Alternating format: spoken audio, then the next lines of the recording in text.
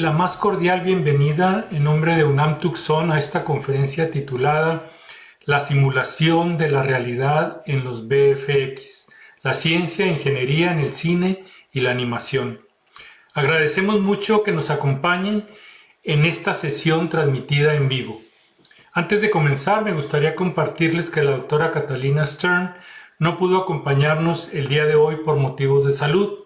Le enviamos un saludo muy afectuoso y nuestros mejores deseos para su pronta recuperación.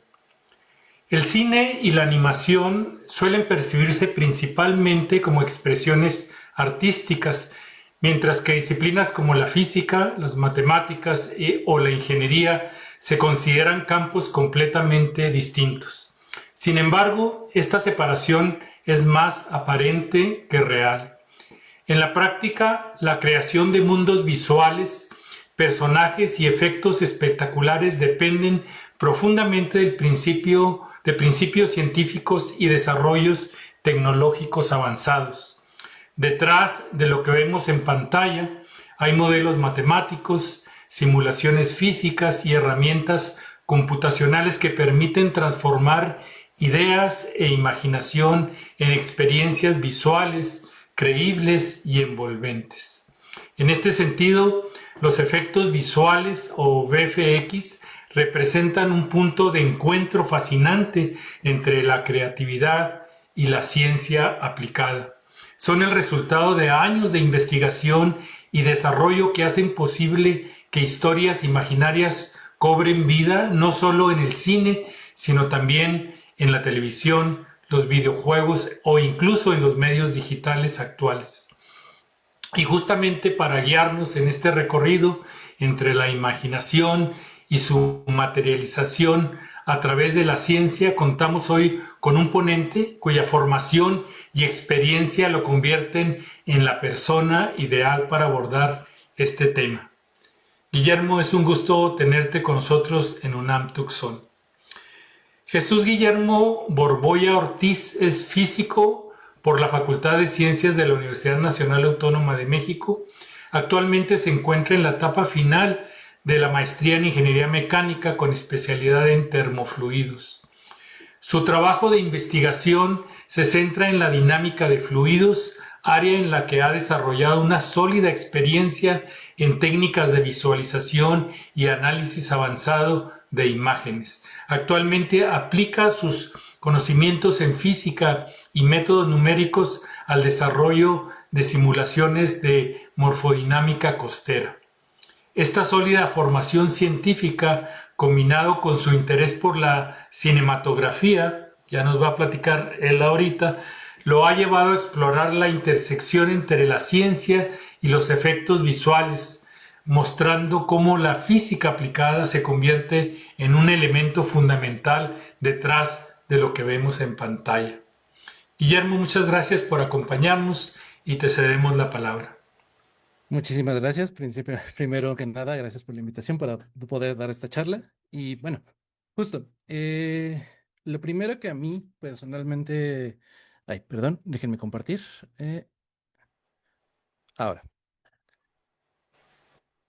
a mí lo primero que se me viene a la mente cuando alguien habla primeramente de ciencia y cine, principalmente son todas estas historias en las que el guión o pues sí, el guión acompaña la historia o se mueve la trama respecto a un evento científico, un experimento, o ecuaciones, por ejemplo, en el caso de Interestelar con la relatividad general. Este caso en específico, creo que es este, uno muy particular, porque no solo habla de la parte del guión, sino que detrás de ella, detrás de el producto final, que es la película, hay una parte muy interesante como la parte del agujero negro. Para el agujero negro tuvieron que traer físicos, como por ejemplo Kip Thorne, que es un ganador de Nobel, para poder hacer la simulación del agujero negro de Gargantúa, que después, ya con la película publicada, después se hizo más investigación y se mejoró la simulación a tal punto que al día de hoy incluso lo comparan con las fotografías actuales del M87. Este punto o esta parte en donde justo el arte o la parte de contar una historia, de crear mundos, de hacernos imaginar a dónde podíamos llegar. Y la ciencia, este, justo es donde mi interés empezó y generó esta plática en principio, de dónde se juntan estas dos partes donde tenemos toda la matemática, la física, la ingeniería dentro de los sets y toda la parte de, ok, vamos a contar una historia, vamos a viajar a una galaxia muy, muy lejana, vamos a ir a Tierra Media y demás. Entonces, justo con esta idea de, ok, pues, ¿qué es lo que se junta? Pues tenemos que empezar y tenemos que entender un poquito desde dónde nace o desde dónde viene toda esta idea. Y bueno, sí, las ideas vienen desde el teatro, bueno, todas las historias vienen desde el teatro, que incluso en ese entonces usaban efectos visuales para poder contarlas, usar antorchas, elementos dentro de escena, o, bueno, viene desde el siglo VI hasta el siglo XVIII, XIX, perdón, donde ya después incluso también llegan los magos y que dicen, ok, tenemos espejos, tenemos trampillas, tenemos humo, tenemos cartón. ¿Por qué no doblamos la realidad para poder contar una historia y que la gente se asombre?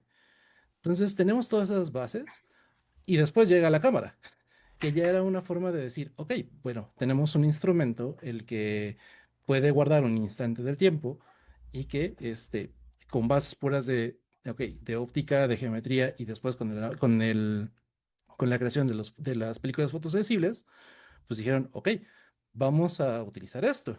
Entonces, pero pues ahorita solo eran fotografías.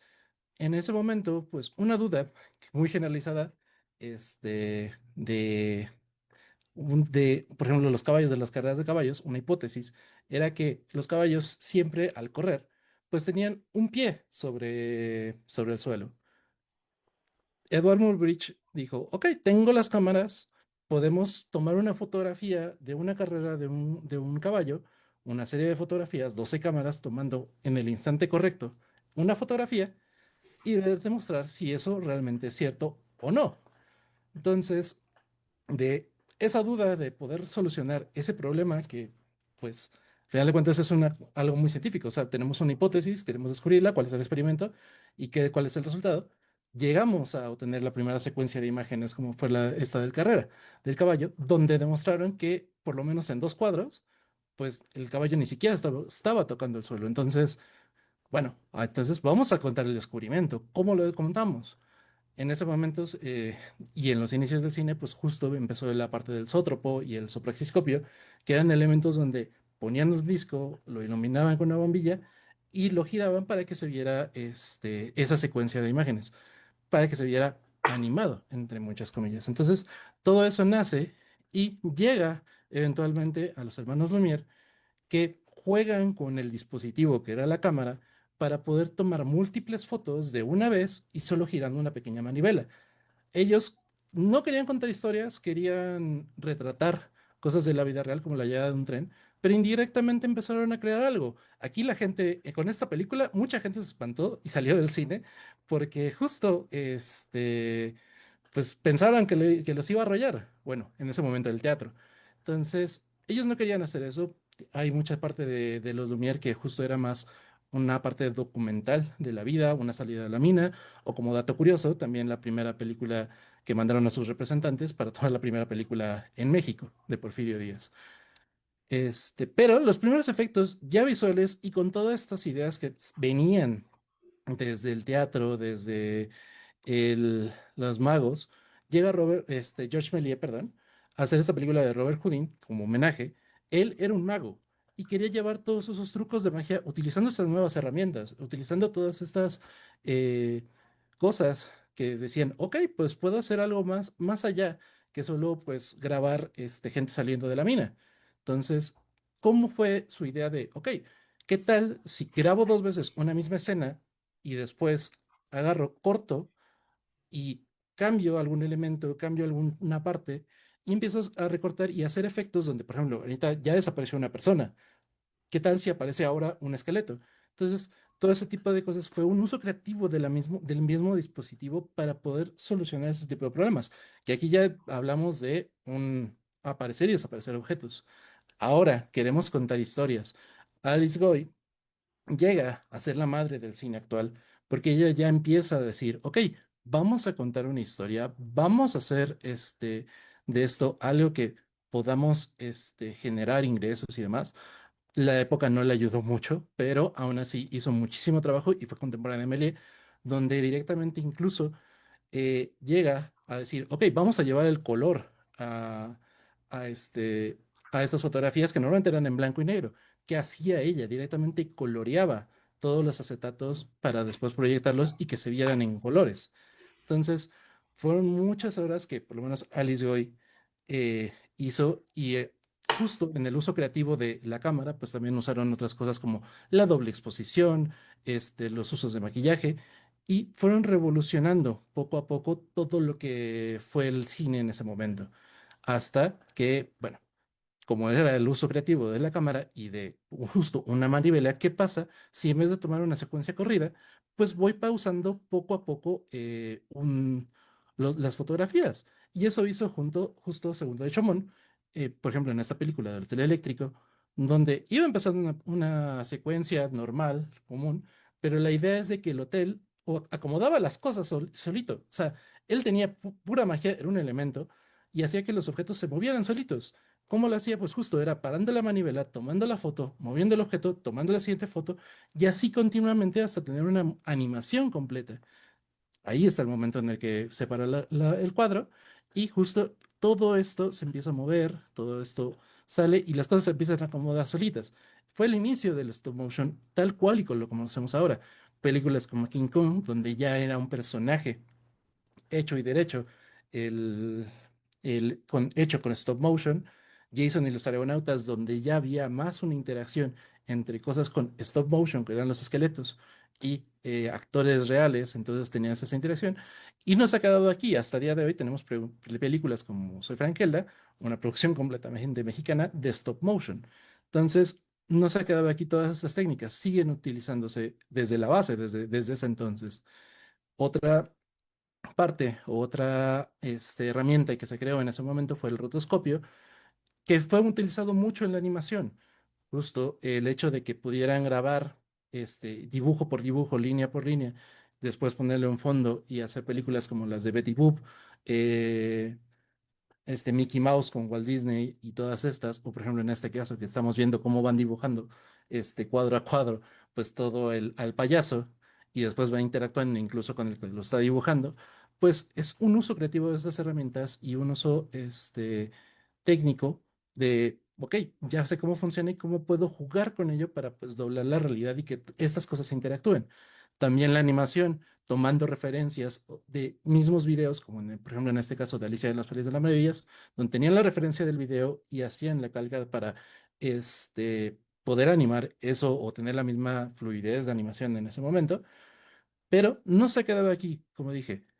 Todas esas técnicas han seguido siendo utilizadas. Por ejemplo, en Loving Vincent grabaron toda la película con los actores, hicieron todas las tomas y después con rotoscopía ya no se usa con un instrumento tan grande, sino que ya directamente son los cuadros referenciados digitalmente, pero van dibujando sobre él toda la parte de, ok, necesitamos tener y hacer visible de que nos estamos basando en las pinturas de Van Gogh y con el estilo de Van Gogh. Y es una joya de la animación esa película. Bien, ahora también en esta parte tenemos la parte del make painting, donde, bueno, querían, ¿qué es el make painting? Pues ellos querían tener sets y lugares más grandes donde grabar, o bueno, darle la apariencia de que eran lugares más grandes. En esta, por ejemplo, en esta película de Charles Chaplin, pues tenemos un edificio entero. ¿Construyeron el edificio entero para hacer la película? No, evidentemente no. Sería mucho desperdicio de dinero y querían hacer cosas en lugares más pequeños, pero que parecieran más grandes. Lo que hicieron directamente fue utilizar un truco de perspectiva y óptica geométrica con una pintura puesta sobre un vidrio y de ahí dar la perspectiva de que eso estaba ahí, de que ese edificio estaba completo, engañando al ojo humano y engañando al espectador para que creyera que eso era posible, de que casi casi Chaplin se caía ahí. El matte painting no se ha quedado ahí. A través de la historia, pues nos ha hecho justo viajar al mundo de Oz, volar con un paraguas como Mary Poppins sobre Londres, o ir a una galaxia muy muy lejana en Star Wars, en la Estrella de la Muerte, y bueno, a día de hoy también el matte painting se hace de manera digital. Ahora no es con pinturas en un óleo o sobre un vidrio, sino que pues ahora se usa para los fondos de una película o para incluso para el concepto de cómo es la estructura o lo que se está viendo en pantalla. En este punto, ya tanto en la historia como en adelante, pues ya ahí tengo que hacer una separación, porque tanto los efectos especiales se podían entender como todo y se entiende como todo lo que sucede en set, que en ese entonces, a inicios del siglo XX, no era tan necesario hacer la distinción, pero ahora, ¿cómo se llama? En los más adelante del siglo XX, pues ahora sí necesitamos hacer la separación, donde vamos a entender a todos los efectos visuales como todo lo que sucede después de la producción, después de grabar, como por ejemplo este dinosaurio de Jurassic Park, que es hecho con computadora. Un dato curioso, justo de esta parte, es que Steven Spielberg, cuando quería hacer la película, dijo, ok, vamos a hacer la película pues con los animatrónicos, vamos a hacer todos los dinosaurios y vamos a ir haciendo que todo vaya funcionando con robots y vayan haciendo todas las animaciones. Pero justo en ese momento pues ya había un avance bastante significativo en cuanto a la generación de imágenes por computadora, que vamos a ver un poquito más adelante, que dijo, ok, puedo hacer esta película con estas herramientas. E hizo una combinación bastante curiosa que a día de hoy sigue siendo bastante impresionante. Los reto incluso a identificar en la película cuando es un robot o bueno, un animatrónico de un dinosaurio y cuando es una película, bueno, cuando es un dinosaurio hecho en CGI. Pero bueno, regresamos a la parte de aparecer y desaparecer objetos o crearlos y hacerlos más grandes. Llega a la pantalla azul. La pantalla azul, al final de cuentas, la primera película que le implementó fue El ladrón de Bagdad y Peter Valos empezó a trabajar con esta película. Aquí ya era ok, ya sabemos que se utilizan estas celdas fotosensibles y que van tomando también tintas de color azul, rojo, verde. Bueno, en ese momento creo que no, bueno, sí era verde, pero que tenían todos estos tipos de colores para poder hacer todas estas tomas. Entonces, ¿qué dijeron? Ok, ¿qué tal si tomamos algo con un fondo completamente azul? Logramos recortar toda la silueta de un objeto o de una persona, por ejemplo, en múltiples cuadros, y a la hora de hacerla revelado, pues cortamos, pegamos y los armamos o los componemos, por así decirlo, para que parezcan pegados, como en la imagen de arriba, donde tienes dos figuras, después las unen y tienes una tercera figura donde las dos personas estaban juntas. Esto fue súper explotado en Star Wars por George Lucas, más también toda la parte técnica del montaje de la cámara y todo el movimiento que había al respecto. Entonces, son técnicas que se han masterizado y que se han hecho pues a necesidad de lo que sucede o lo que necesitan hacer en set y hacia donde la historia lo requiera.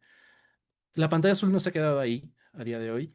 Llegamos a la pantalla verde, creo que ahora todos los conocemos así, y se llama croma, porque ahora el proceso ya no es tan artesanal de ir separando todas las capas de las películas, sino que ahora se hace de manera digital.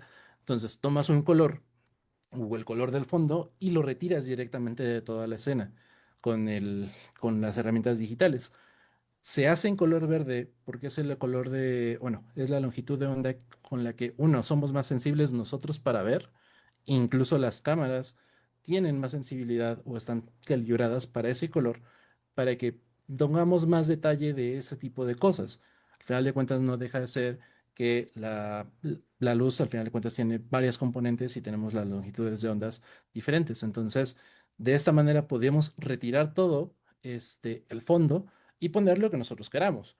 Pero no es una técnica perfecta, porque dependes mucho de uno. Por ejemplo, ¿qué tal si tienes un vaso? Tienes una superficie reflejante, tienes una superficie que al final de cuentas va a doblar un poquito la luz y vamos a tener detalles verdes. Entonces, ¿qué va a pasar? Se va a desaparecer el vidrio, se va a desaparecer mi mano.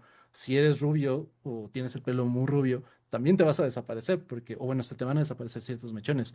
¿Qué tal si te mueves mucho? Esto mismo también se puede ver incluso en la misma llamada, donde incluso si tuviera un fondo, se podrían ver todos estos recortes raros y que a veces, muchas veces ni siquiera quedan perfectos.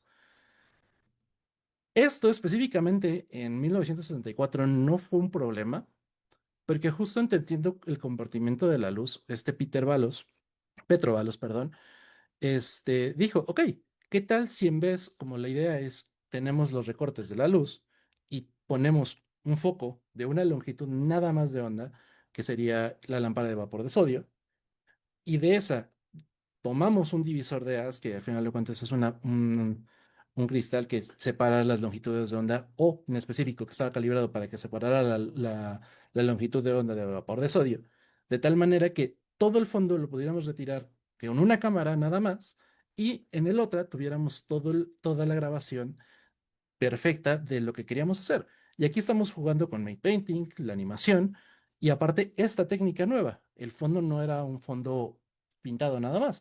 O sea, era un fondo súper chiquito, era una figurita, y después en postproducción lo pusieron dentro de la esta. Además de que, pues, por ejemplo, aquí está usando color azul. En las otras dos técnicas, en la pantalla azul o en el croma, pues no podrías utilizar azul o verde porque directamente te borrarían.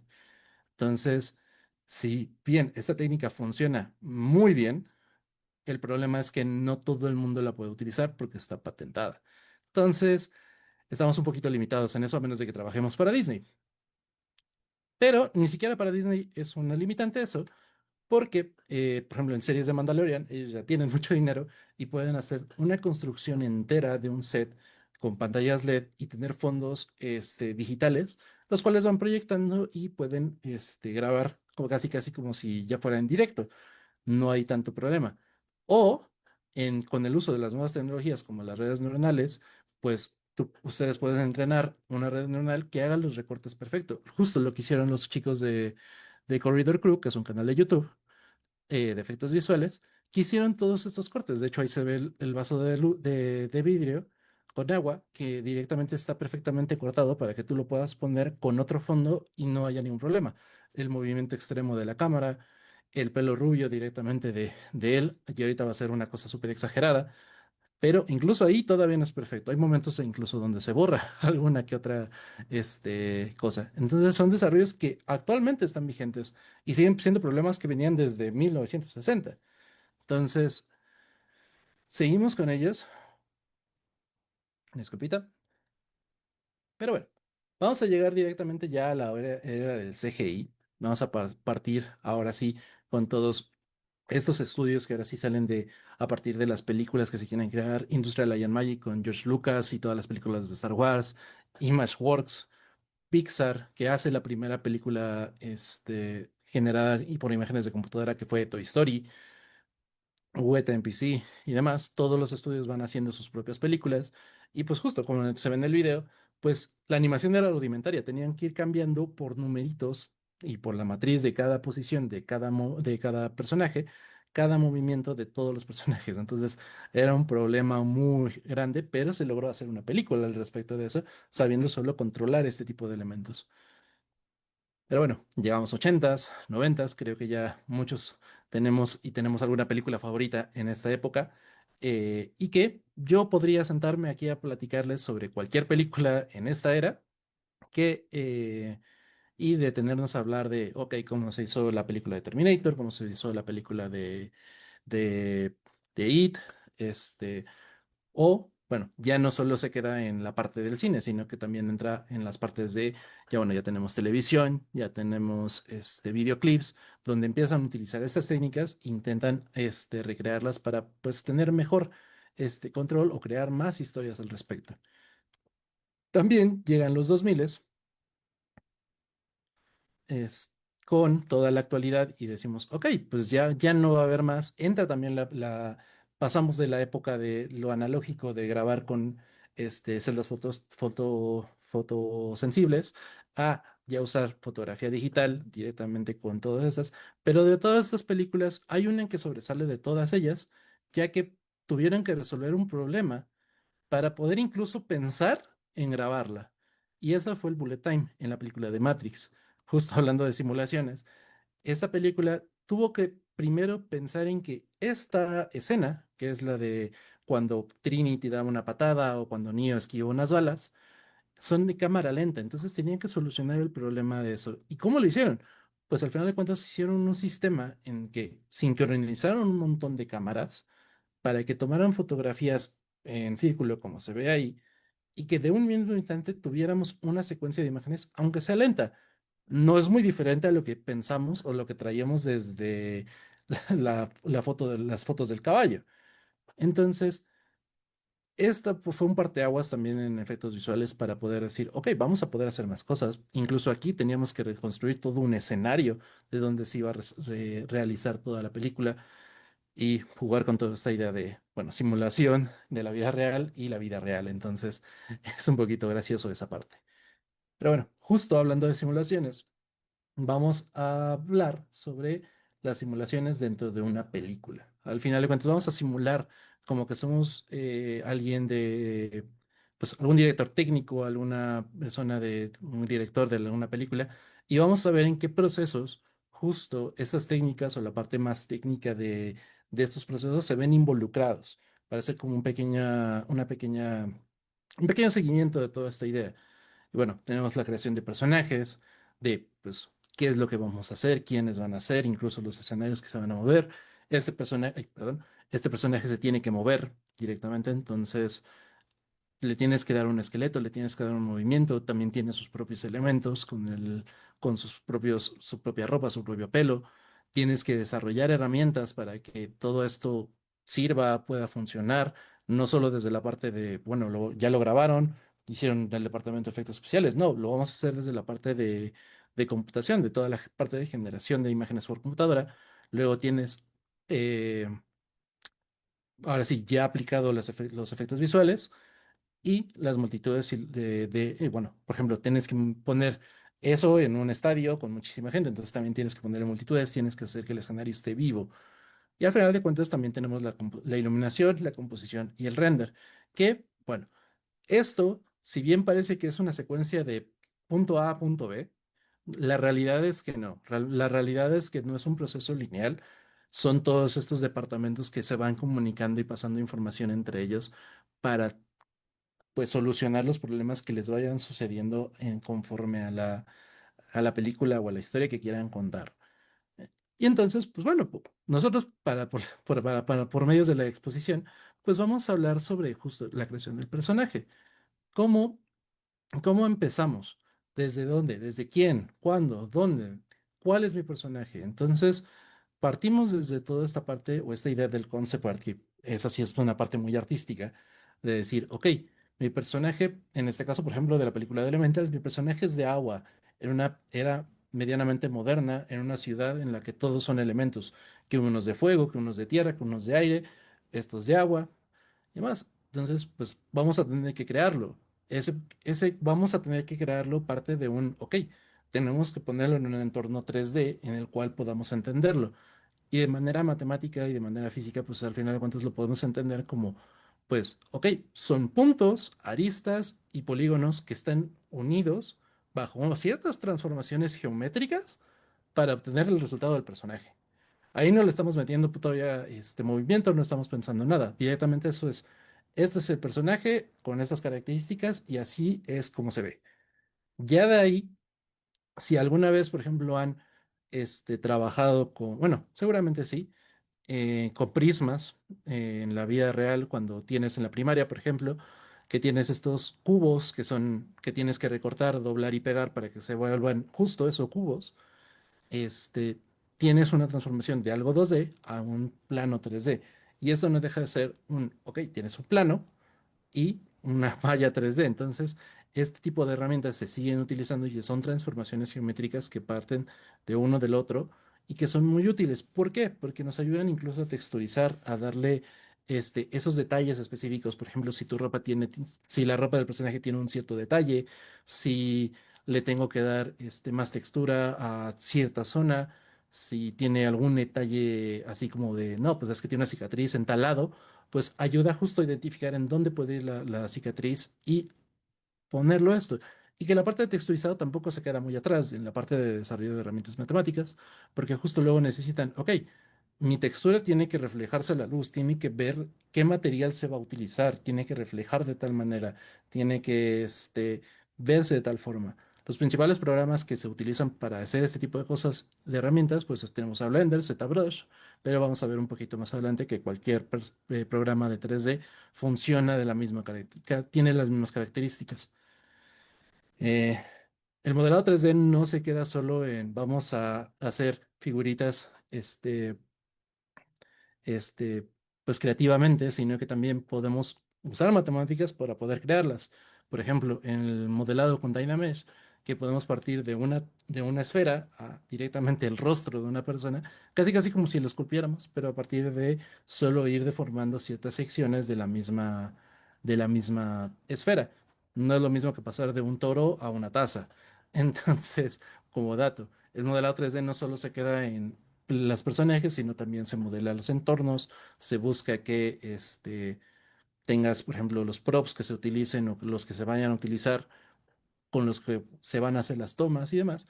Y muchas veces, pues necesitas también llevar cosas de la vida real, por ejemplo, arquitectura o, por ejemplo, en el caso muy particular de la película de Fórmula 1, pues escaneos 3D tenían o rodaron, como dato curioso, rodaron toda la película con coches más baratos que eran los de Fórmula 3 porque eran los que podían modificar para ponerles todas las cámaras y todos los elementos, además de que eran coches mucho más baratos que los de Fórmula 1. En postproducción, ya los equipos de efectos visuales y de animación, pues hicieron todo, tomaron los modelos de los coches de Fórmula 1 que se usan actualmente para transformarlos y ponerlos dentro de la película y que tuvieran sentido y que se vieran justo, pues es una película de Fórmula 1, tenemos que tener coches de Fórmula 1. Entonces, todo ese proceso, pues no deja de ser, pues, el uso de herramientas creativas y de herramientas que venían desde la ingeniería. Por ejemplo, ahora vamos a darle movimiento a los personajes. Vamos a hablar del rigging. Si bien nosotros sabemos cómo nos movemos perfectamente, sabemos cuáles son nuestros hombros, nuestros músculos, nuestras piernas, pero ¿qué tal si tenemos que animar un juguete, como en Toy Story, o animar personajes antropomórficos o animales en sí? Tenemos que darle un sentimiento y esta parte del rigging es justo la que le da las herramientas a después los animadores para decir, ok, necesito moverle el dedito tantito para esta escena. Ah, ok, lo haces y un departamento en específico se encargó de hacer todo eso para que para el animador sea más sencillo.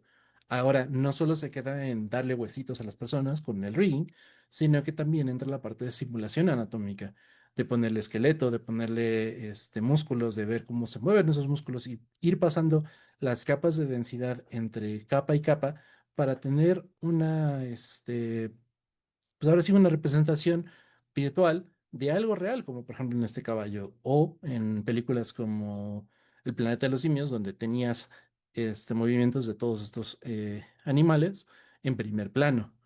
Justo esta idea bueno, vamos a mover y traer cosas de la realidad a un mundo digital, entra en la parte de motion capture. ¿Qué es el motion capture? Directamente, así, en modo técnico, no es más que el seguimiento de puntos para, en coordenadas tridimensionales, para poder trasladarlos y dárselos a un modelo 3D para que estos tengan los mismos movimientos. Tenemos el caso de la película del Expreso Polar, o el primer personaje incluso de película que se hizo con motion capture, que fue Gollum en El Señor de los Anillos, Las Dos Torres. No solo se queda con el señor Andy Serkis, por ejemplo, y no solo se queda en el movimiento del cuerpo, se queda también en las expresiones del rostro o incluso ambas si se necesita en algún tipo de película, donde, por ejemplo, con Los Vengadores, pues aquí son puramente mock-ups del cuerpo, pero ¿qué tal si necesitas hacerlo también para este un dragón? Por ejemplo, aquí tenemos a Hulk, por ejemplo, Benedict Cumberbatch, que después en El Hobbit fue el actor del que hizo el dragón. Entonces, todo este tipo de cosas no dejan de ser mediciones que se hicieron en set y que después se tuvieron que traducir a un medio digital y hacer las capturas de todo eso y traducirlos para que se vieran en pantalla. No se queda atrás y, por ejemplo, actualmente en la película de Avatar, por ejemplo, no se centraron solo en vamos a animar musculito por musculito de la cabeza, porque al final de cuentas eso puede ser un poquito complicado.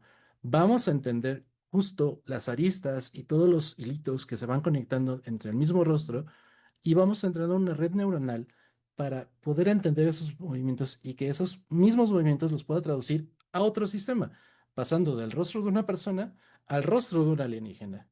Entonces, justo abajo tenemos más o menos cuál fue la idea, donde tenían los modelos faciales de los actores y cómo poco a poco los fueron trasladando a todas estas herramientas para al final poder hacer todos los modelos y transformar todas las actuaciones de tomadas en set a los modelos de los alienígenas, bueno, de los Navi de Pandora.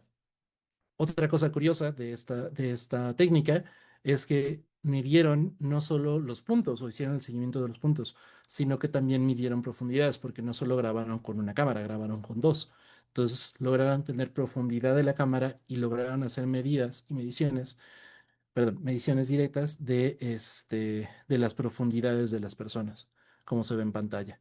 Entonces, de ahí podían entrenar y pasar esta información a la red neuronal y dar un sentimiento de más naturalidad en toda esta producción. Ya le dimos el movimiento ahora sí a los cuerpos, ya sabemos cómo podemos interpretar tanto el movimiento del cuerpo y de las caras. Ahora, pues tenemos que vestirlos, no van a estar pelones, no van a estar calvos todo el tiempo o desnudos incluso.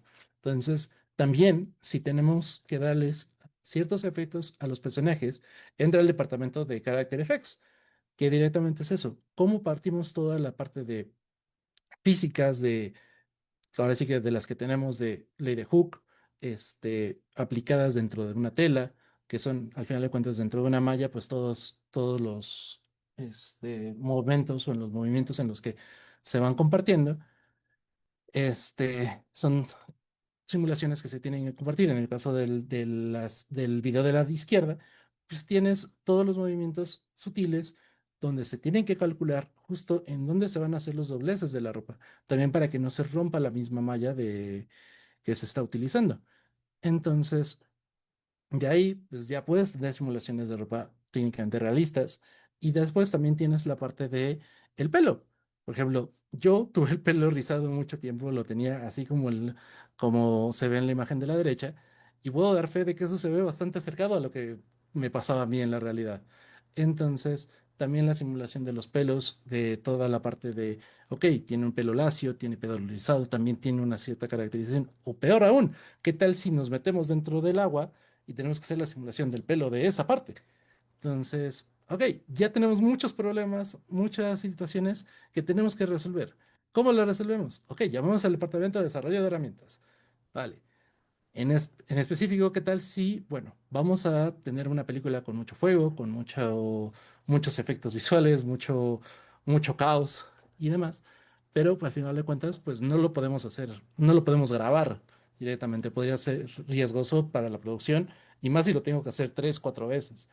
Entonces, no detuvo esto a James Cameron y al departamento de Weta para hacer sus efectos, porque justo dijeron, ok, tenemos que hacer mucho fuego, tenemos que hacer lanzallamas incluso, tenemos que hacer escenas tan peligrosas como esta que tienes una nave que se está destruyendo y se está hundiendo, tenemos lanzallamas incluso y tenemos campamentos enteros que se están quemando de una civilización. Entonces, ¿cómo lo resolvemos? Bueno, tenemos y agarramos todo lo de la ciencia, ahora sí, para poder resolverlo. Partimos de la conservación de momento, la conservación de masa, tenemos todas estas ecuaciones y partimos desde, ok, ¿cómo funciona una vela? Desde cómo funciona una vela, de cómo funciona el fuego, qué tipo de combustibles cambia o qué cambia con si le pongo gasolina, si le pongo alcohol, etcétera, etcétera, etcétera. Entonces, todo eso lo tuvieron que ir construyendo y entendiendo desde la parte física. No deja de ser traducido al mundo digital, pues no deja de ser entender cómo funcionan los vectores, las velocidades, qué atributos se ven afectados por estas mismas propiedades físicas. Por ejemplo, también en fluidos.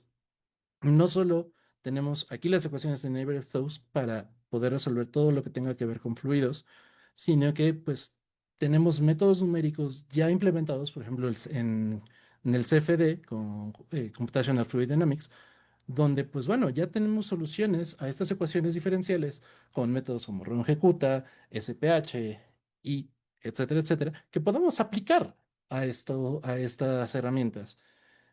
Por ejemplo, en el video de arriba, no solo es, vamos a hacer que, pues, animar agua. sino que también le tenemos que dar el detalle de las estructuras que se forman en la superficie del agua, que son consecuencias del mismo movimiento. Y son situaciones y resoluciones de ecuaciones meramente jugando con ellas y aplicándolas. Es ciencia aplicada a este mundo y a este entorno. Entonces, son cosas que tienen que resolver, tienen que hacer y que no solo se queda ahí. ¿Qué tal si mi personaje o mi entorno tiene burbujas? Entonces, si quiero que hacer que mi burbuja se vea realista, pues tengo que hacer que esa burbuja tenga esa estructura. Entonces, tenemos que dar esa simulación, tenemos que dar a entender que esa burbuja, pues sí, tal vez no la puede controlar con una membrana y jabón y soplando, y la tuve que crear de manera digital, pero esa burbuja tiene que tener un sentido y tiene que tener una estructura física. Entonces, ¿cómo llevamos las físicas y cómo entendemos toda esa parte física que como científicos y como ingenieros, pues tenemos todas esas ideas traídas directamente y estudiamos continuamente eso? Entonces, podemos aplicarlas y muchos estudios necesitan de este tipo de herramientas y poder desarrollarlas. Todo lo que les he mostrado aquí son herramientas que han salido y que son papers publicados incluso por las mismas empresas que les han dado incluso Óscares y han ganado Óscares por ese tipo de cosas como Avatar. Entonces, no es algo que se quede aislado nada más de, ah, bueno, se ve bonito y ya, sino que sí tiene un uso dentro de estas áreas, el cine, animación, videojuegos y demás. El pináculo, por ejemplo, de esto llega con este modelo llamado Loki, donde justo agarramos todo lo anterior, donde ya decimos, ok, necesitamos hacer una simulación no solo de ropa, no solo de fluidos, no solo de fuego, sino que combinar todo lo que tenemos. Entonces, eso a cualquiera persona que haga cosas numéricas es un susto porque son muchas ecuaciones y es combinar muchas físicas, cosa que lograron hacer en con este programa, poder hacer combinaciones, sumas y restas de las fuerzas y todas estas se comunicaran entre ellas y que funcionaran. Entonces, ya no solo la simulación quedó en un, ah, bueno, sea bonito y ya, sino que también dentro de la investigación también puede servir este tipo de herramientas si es que se liberan al público o que da la idea de, ok, se puede realizar, se puede hacer. No es que solo sea una caja negra y demás. Se tiene que entender toda esta mecánica y todas estas partes. Y tenemos todos los solvers actuales, API, Flip, SPH, para las interacciones y demás, o colisiones con un cuerpo rígido, por ejemplo. En este caso tenemos la explosión, todas las ideas y mecánicas que tenemos desde métodos numéricos de, ok, necesitamos hacer una malla, necesitamos darle propiedades físicas a todo lo que se está moviendo en pantalla y que esos cálculos se vayan generando. En este caso, por ejemplo, en el bote, tenemos tres simulaciones juntas. Tenemos flip, que sería toda la parte del bote y moviéndose por abajo, las verdes, que serían partículas por separado, y SPH, pues que sean todos los spray, o por ejemplo en las olas o en el choque del mar contra una playa con unas rocas donde también tienes estas espumitas que se van generando y que pues te dan ese toque de realismo que no te deja decir, ah, ok, no estoy viendo nada falso, estoy viendo algo real. Entonces, todo esto son herramientas que se utilizan con Houdini, Maya, Cinema 4D, Blender, y bueno, ahorita voy a hablar de Confi, de Unreal Engine y de Nuke. Pero son todas estas herramientas y este departamento se encarga de justo todo eso. Es donde más se junta toda la parte científica y la parte artística. Que después llegan los que ahora sí son los artistas de efectos visuales y dicen, ok, vamos a ponerlo ya en escena, vamos a poner que esto interactúe con todo lo que tengamos, que haga lo que tenga que hacer y que se vea en escena. Por ejemplo, tenemos aquí en las películas de referencia de Avatar o por ejemplo este de Murril de un artista de simulaciones donde, bueno, tiene las explosiones, tiene el coche en un medio del desierto, tienes esta nave y todos son simulaciones y efectos que van generando y que los van creando de manera 3D para que se vean reales, para que se vean creíbles y que tú puedas decir, ok, pues creo que se puede viajar al espacio, puede pasar este pequeño accidente o puedo viajar a otro planeta. Entonces, bueno, son parte de toda esta idea. Y bueno, también, ahora sí llegamos, retrasamos un poquito. Ahora, pues, ¿qué tal si queremos llenar nuestro espacio con herramientas de igual en el mundo? Porque al final de cuentas, no voy a grabar una película y voy a llenar un espacio de puros extras. Entonces también necesito generar multitudes, generar ejércitos siguientes y que no solo sean marionetas que están haciendo cualquier cosa al final o al fondo de, de la escena, sino que también tengan su propio movimiento, que tengan sus propias, este, pues, inteligencia, por así decirlo. Por ejemplo, aquí en un poblado, pues no todos van a estar alzando la mano, sino que también cada uno va a estar haciendo cosas diferentes y tener todo un poblado directamente de la nada. Entonces, son herramientas que también requieren investigación, que también requieren que se apliquen dentro de elementos 3D. Bueno, llegamos ahora sí a la iluminación, a la recta final. Al final de cuentas ya tenemos toda nuestra escena, nuestros eventos, pero también tenemos que iluminarlos, tenemos que ver cómo se ven. Y cómo parte todos los motores de físicas de iluminación, no solo son poner lucecitas y ya, sino que hay una física y una parte de, ok, de cómputo por detrás, que viene desde la óptica geométrica, que es el trazado de rayos. No es muy distinto vamos a poner una fuente de luz, cómo rebota la luz en un objeto y cómo va a regresar a mi cámara. Y mi cámara va a tener un cierto valor de píxel o de iluminación. Entonces, ya no es solo bueno, pongo lucecitas y ya no, tiene un sentido y hay un motor de física que replica la realidad, pero no es perfecto. La imagen de la derecha, bueno, el videito de la derecha, pues está hecho con ray tracing. Pero si se dan cuenta, el reflejo de la nave se ve más iluminado que la misma nave. Entonces, hay falta de detalles, hay cositas que se tienen que arreglar de algunos motores de físicas, más si se busca que tengas resultados en tiempo real, que eso es lo que se busca ahorita. Otra herramienta que se utiliza mucho es el path tracing, que no deja de ser el trazado de rayos, pero ahora con la parte de, ok, mi rayo va a partir desde la fuente de iluminación al objeto, va a rebotar y va a regresar a la cámara. Pero también hay otros rayos secundarios que se tienen que ir pasar y que tienen que iluminar parte de la escena y que tienen que dar ese detalle. Entonces, son herramientas que parten de la física y parten de cómo funciona la luz y cómo se aplican. Ahora, a día de hoy, una de las técnicas que se están utilizando más o que se van a implementar, empezar a utilizar más, es los Gaussian Splats, que no deja de ser, ok, ya tenemos por ejemplo, un modelo 3D, ya hablamos de eso. Generamos una malla. De ahí, pues lo aplicamos al ray tracing y demás. Pero, ¿qué tal si tenemos la iluminación natural?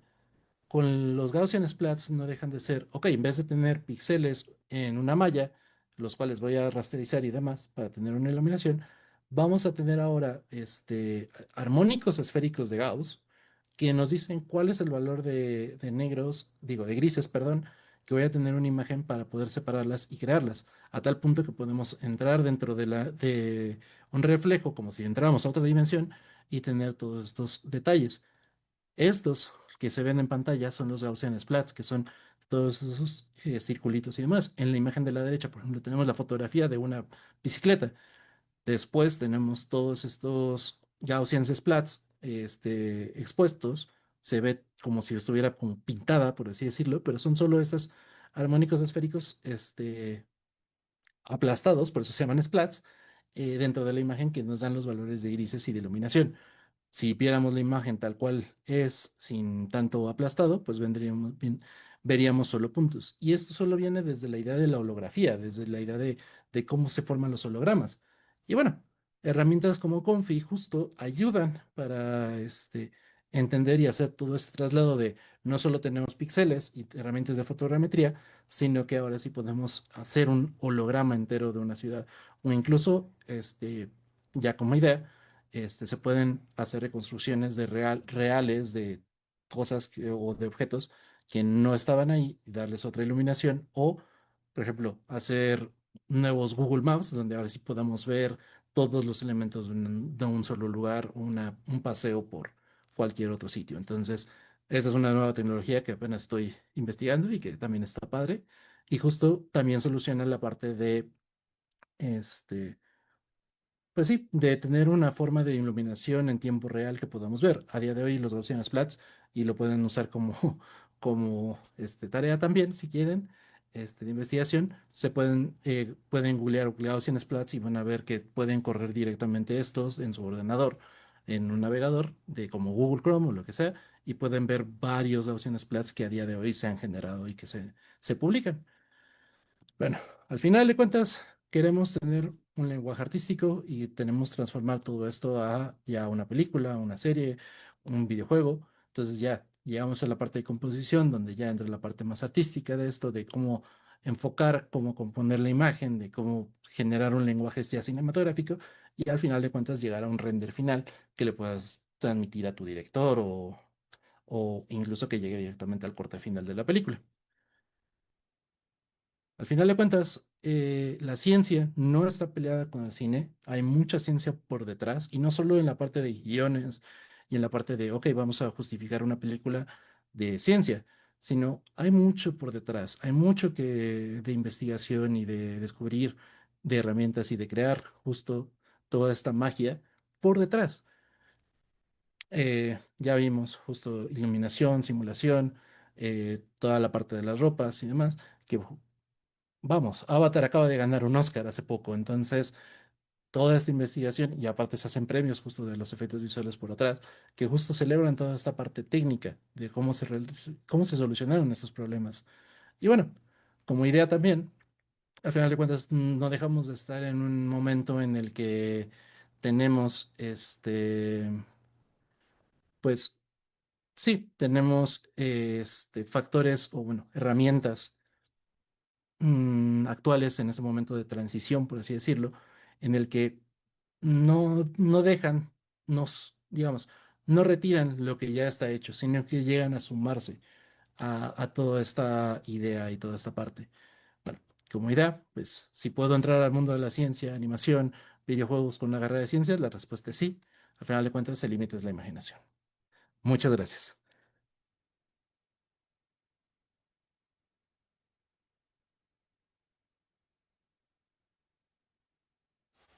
Muchas gracias, Guillermo.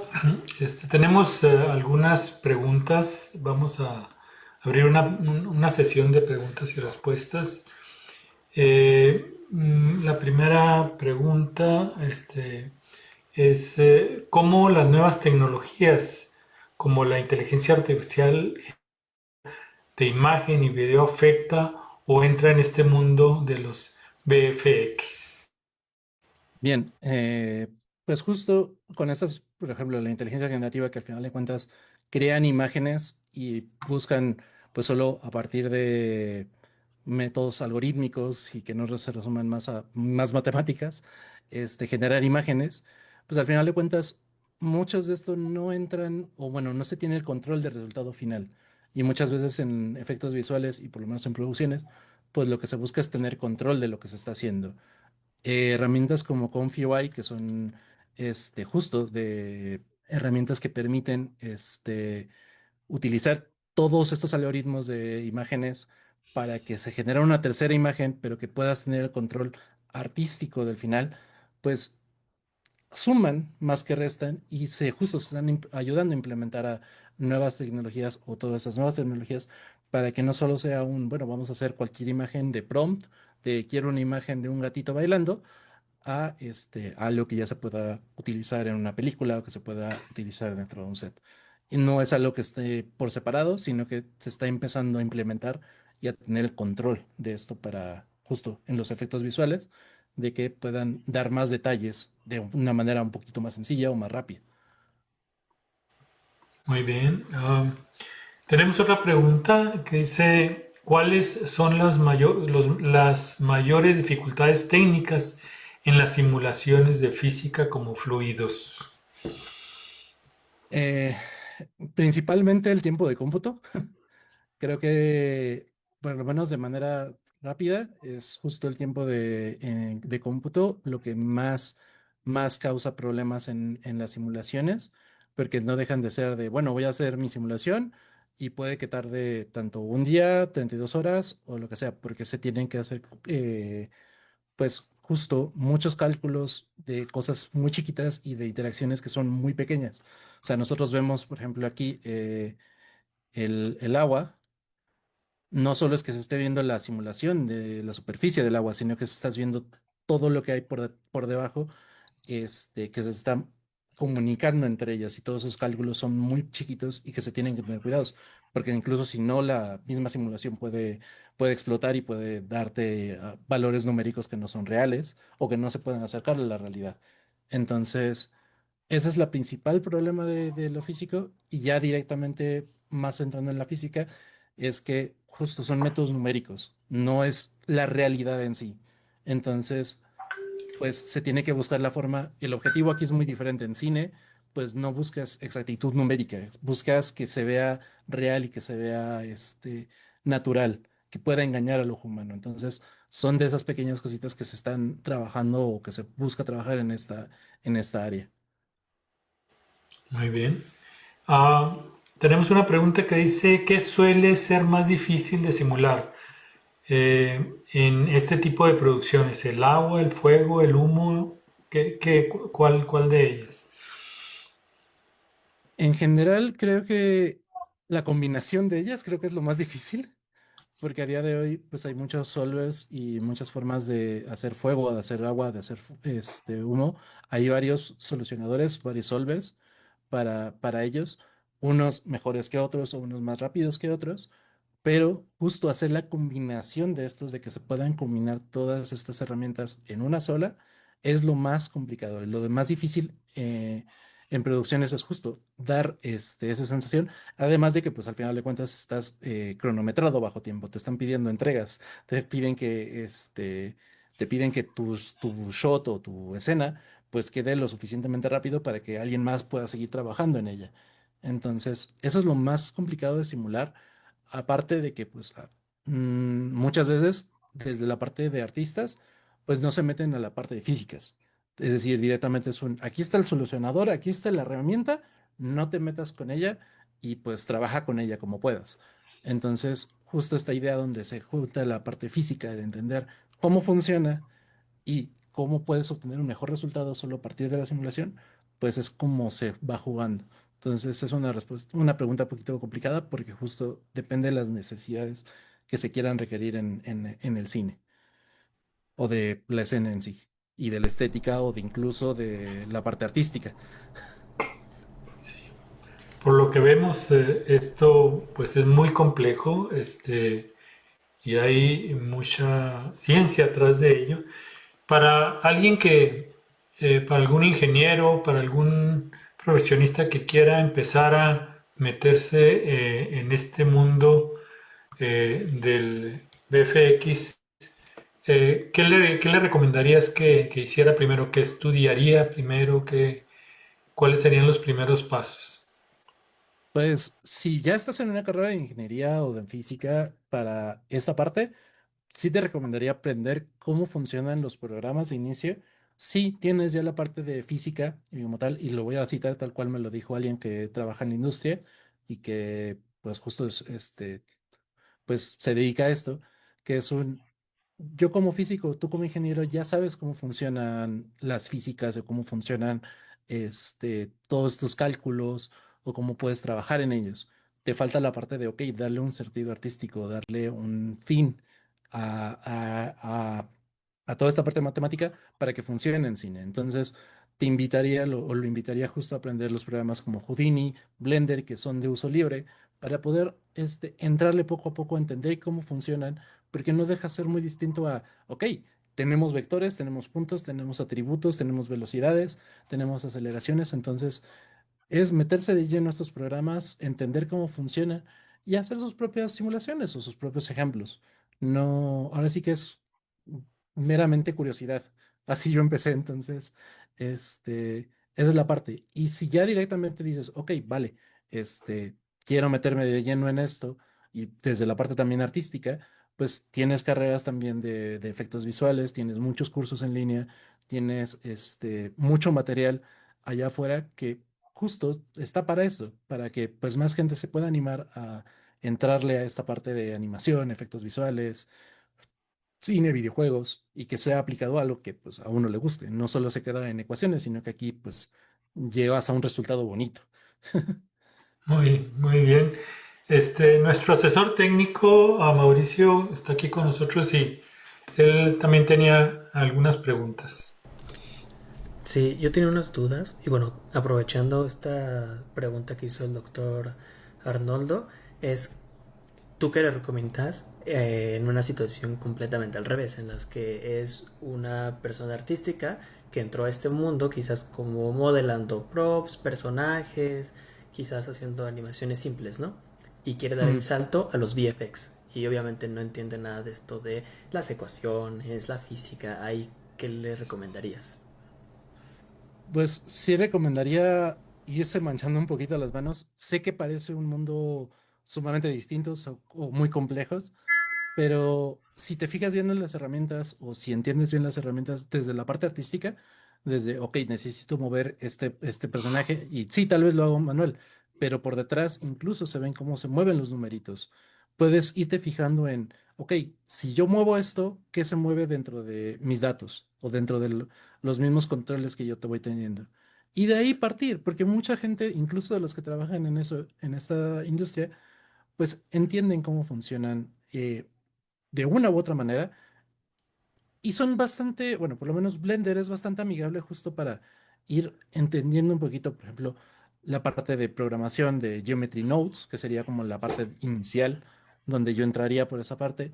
Ya Houdini ya sí necesitarías un poquito más de control o de entender que son un poquito más de matemáticas, pero diría, no le tengas miedo, no te digas, no te dejes impresionar por esa parte y no deja de ser, pues, hacer exactamente lo mismo, solo que con diferentes, partiendo desde diferentes lugares. Yo te puedo hablar de, ok, pues, de vectores y de entender cómo funciona en esa parte, pero tú me dices, ok, pero por ejemplo, mi animación tiene que seguir estas reglas de animación de que se hacen más grandes, se elongan o que se vean más atractivos o más divertidos. Entonces, no le tengas miedo a juntar esas dos partes porque se utilizan y dan ese plus.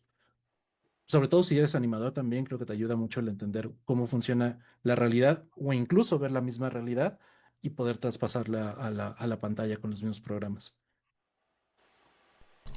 Ok, y por ejemplo, ¿cuál sería la diferencia o pues sí, ¿en qué se diferencia hacer este tipo de efectos para el tema del cine y la animación a, por ejemplo, los videojuegos? Que como lo comentabas hace rato, ya también se busca, sobre todo en los videojuegos, que se renderice como en tiempo real, ¿no? Todas estas cosas.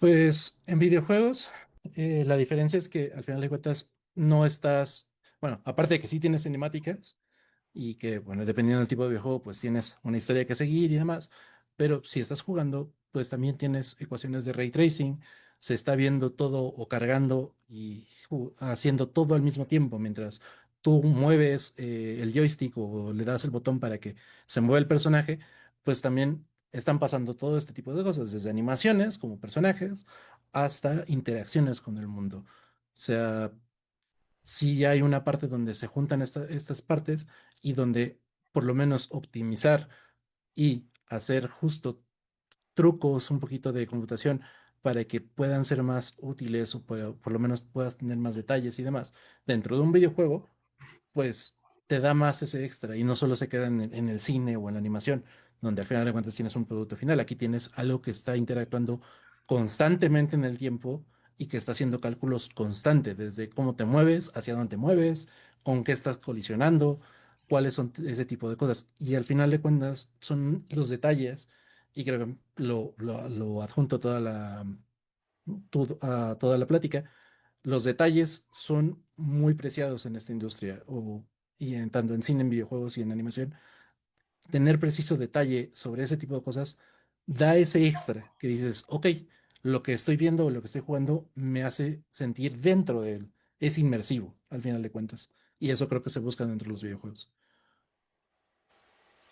Sí, una última pregunta, Guillermo.